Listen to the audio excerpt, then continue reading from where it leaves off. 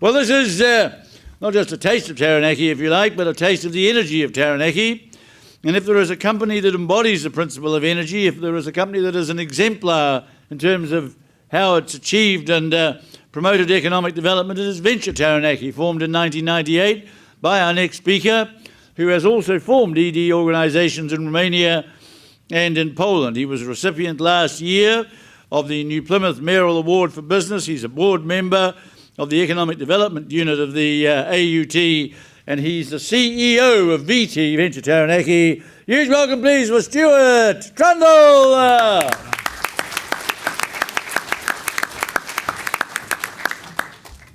Tēnā koutou, tēnā koutou, tēnā koutou katoa. Also in charge, obviously, of the propaganda unit of the region after hearing that introduction.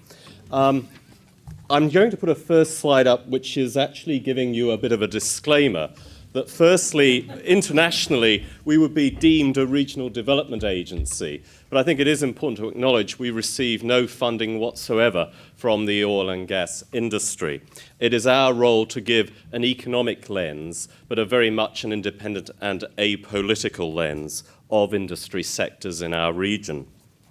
So firstly, I just wanted to put the slide up that as a foreigner trying to find out where New Zealand was, I was slightly nervous that our neighbours were penguins.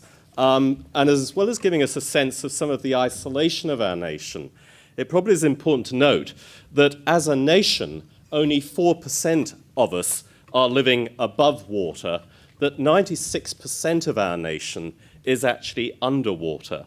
And therefore, that has to be seen as part of the real estate of our country.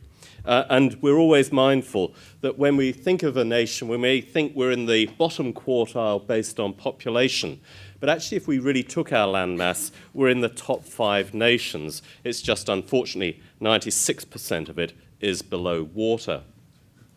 When we then come, of course, those of you knowing maps and projection systems, this isn't the Mercator system gone wrong. This is our perception of the nation and the importance of Taranaki, obviously, as the sunshine capital of the North Island. But at the moment, it is the energy province. And it's energy both within white protein as well as, obviously, the meat that's walking around on 4 hooves. But I wanted to just contextualize that actually it is a region that genuinely does punch above its weight. And we're not being in any way judgmental in saying this is a region that saw the largest growth in GDP through that period of the global financial crisis, where the GDP actually grew by just under 50%. It's also a region where those of us that are proud enough to call this place home have the highest GDP of any person in our nation. And I would just challenge some of the statistics, because these are actually the statistics of where that GDP comes from. And as you can see, in economic terms, other is always dangerous because you can extrapolate that other is one industry. But the single largest contributor to the economy, significantly more than agriculture, is the oil and gas extractive industries. And I am concerned when statements around the number of jobs in Taranaki are quoted. Actually, as a nation, we actually have 7,700 jobs. And in Taranaki, that is 5,500 jobs, of which 97% are New Zealand citizens. And just because some of us talk with strange accents, it doesn't mean we're still not citizens of this nation. It also contributes $2.5 billion into the national GDP. And so I think the confusion that often arises is how many people are employed by a corporate head office of an exploration company rather than the supply chains that are actually involved in providing all of the services to that small team. In fact, there are total linkages there to the way a film company operates. And just to give you the sense, sorry, just going back one here, is giving you also the sense of how the oil industry, and this slide is sponsored for those in the back row by the Taranaki Opticians Association.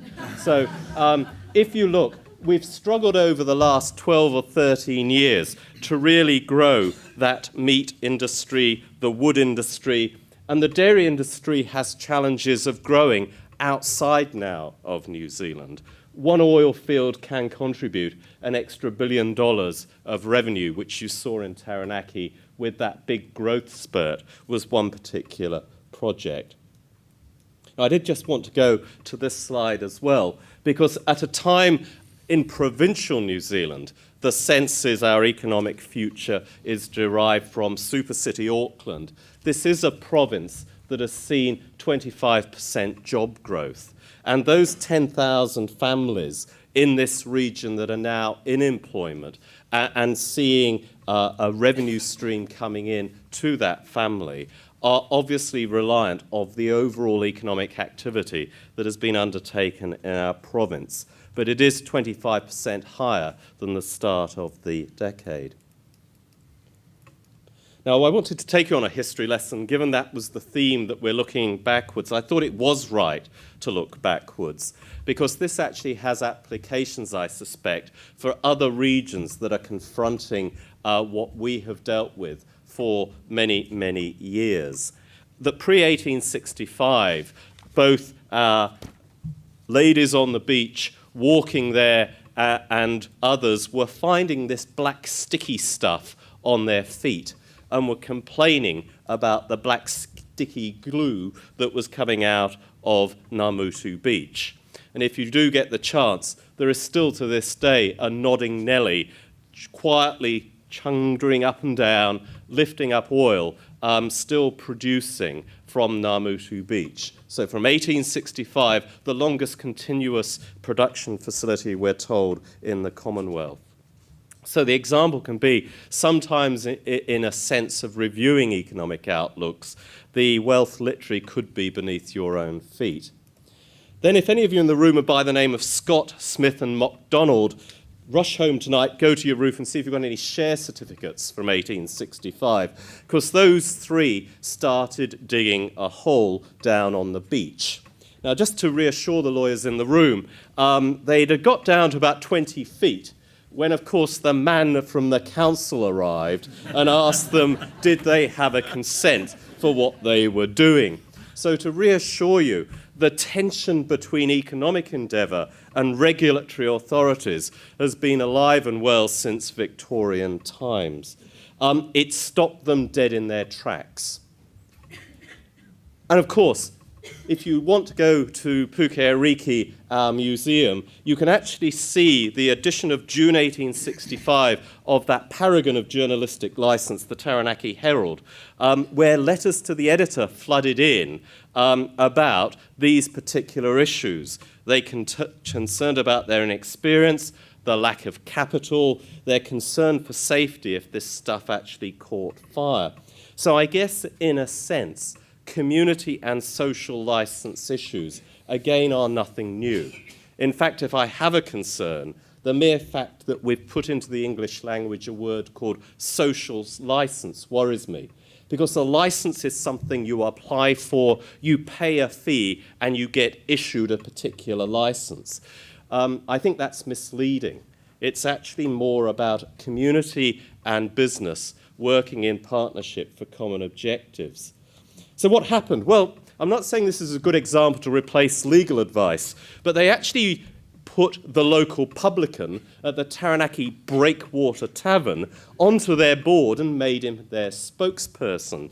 That night, he invited all the local journalists down to the Breakwater Tavern and gave them free alcohol. And instantly, the group were greeted with editorials broadly in support of the industry and encouraging the community to get in behind the industry. Now, we're not encouraging you all to go and rush out and buy shares in an ale house, but certainly that communication process is one that is still fundamental to any endeavour. I'm always concerned when PR companies and legal firms get involved too early. Actually, senior leadership teams need to be visible, they need to be accessible, and they actually need to talk to the very communities from day one, well before, to explain and demystify many of the elements of their endeavour. Then I just wanted to move to, in fact, this isn't actually one of our staff after a hard week. This is actually someone who may be well known to many of you in the room. Yes, indeed. A Mr. Charles Darwin.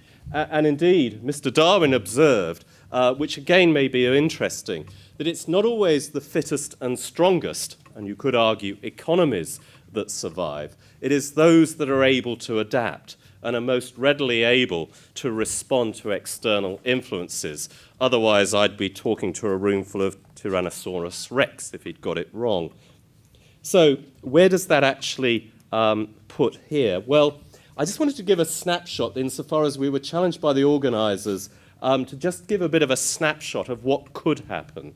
And what we've done here is work very closely through our report, and just acknowledging the author, Dr. Anne Probert, who's in the room today with me, who produced this outlook in support of what might happen. And BAU is business as usual, and it's acknowledging just onshore the new technologies that are being utilised and what those scenarios might mean in gas supply. Now, I have no idea what petajoules of energy really means or anything like that. So we've tried to translate that into some expenditure.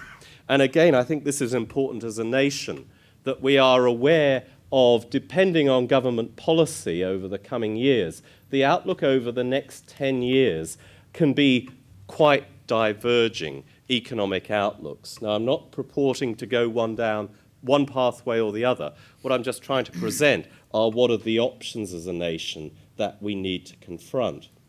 Then you look at jobs, and we get very cavalier with the ability to instantly create jobs. And I have been employed in other jurisdictions where the concept of the Ford Motor Company arriving at a green paddock near you may occur. But the reality is, this is what could happen with those jobs. And I have just put the low and the high scenario. But we do have the ability to push on very strongly, and this is just onshore, this is not offshore as well, to create those additional jobs. And creating an extra 5,000 jobs needs careful reflection, informed debate, and careful consideration in any jurisdiction anywhere in the world, let alone an area that still is seeing 6% unemployment. And in some communities around Taranaki, male Maori unemployment into well double figures. I'm not aware where I could find 5,000 jobs over the next 10 years readily and easily for our local residents. And then I wanted to confront also the issue about clean energy, because this is indeed correctly the future. This is, though, a bridge. In fact, this particular project is one that's being driven by a Taranaki business.